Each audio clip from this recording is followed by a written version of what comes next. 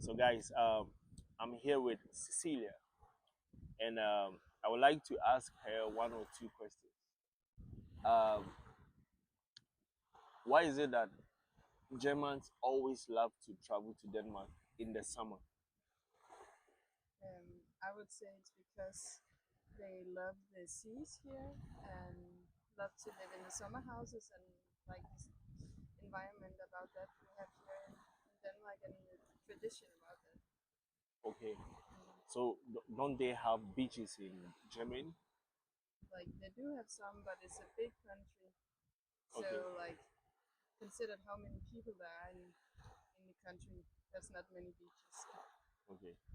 And do you think maybe they think it's also cheaper here or something? I think it's the same Okay, prices. okay, okay. So in Denmark, how do you say thank you? Tak, Tak, mange tak. manga tak. Okay, so manga tak, Cecilia. Det var så lidt. Hi.